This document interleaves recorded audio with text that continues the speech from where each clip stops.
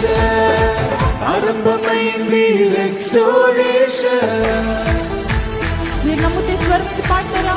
నా జీవితంలో నా న్యూ సెన్సేషన్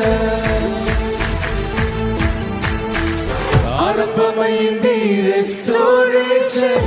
నా జీవితంలో నా న్యూ సెన్సేషన్. నేను పోగొట్టుకున్నవన్నీ నా మేలు కోసం నా ప్రభువు సమకూర్చి దీవించులే.